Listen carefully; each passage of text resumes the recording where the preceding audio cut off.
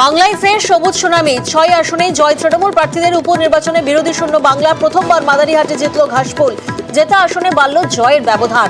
ভিত আরও শক্ত করে ২৬-এর লক্ষ্যে শাসক দল।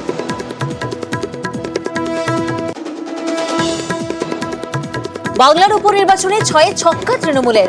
২৪-এর নিরিখে জেতা ৫ আসনেই মার্জিন বাড়ালো শাসক দল। মাদারিহাটেও সবুজ ঝড়ে উজাড় পদ্মবাগান। হারোয়া ও সিতাইয়ে লাখ ছাড়ালো জয়ের ব্যবধান।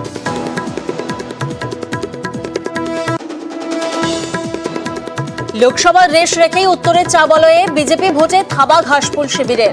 মাদারিহাটে জয়ী তৃণমূল প্রার্থী জয়প্রকাশ টপ্প। প্রথমবার মাদারিহাটে ফুটল ঘাসফুল। মাদারিহাট হেরে বিধানসভায় ৬৬-তে নামল পদ্ম শিবির।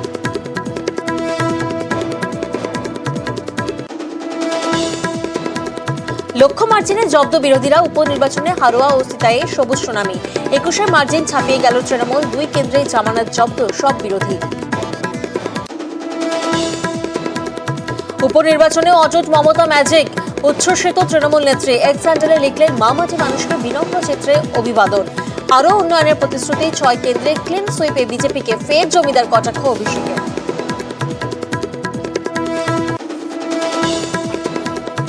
ঘাসফুল ঝড়ে ছারখার পদ্মবাগান। মাদারিহাটের আসন খুইয়ে ঝোঁক পুজে কোপ বাড়লার।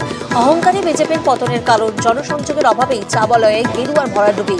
দিল্লি বসেই দলকে তো প্রাক্তন সাংসদের। তৃণমূল নেতৃত্ব যোগাযোগ রাখছেন, মন্তব্যে জল্পনা। এটা অহংকার জন্য ওয়ান ম্যান আর্মি ডিসিশন।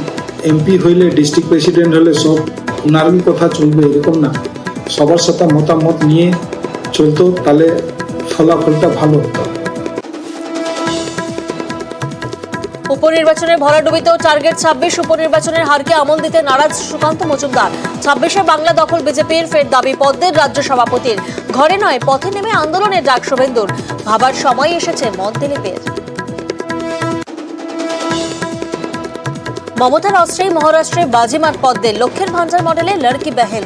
বিজেপির ভোট বাক্স ভরালো মহিলারা। কাজে এলো না কংগ্রেসের জাতপাতের অঙ্ক। মারাঠা ভূমি আস্থা রাখলো মোদীর এই খ্যাত সেফ স্লোগানে।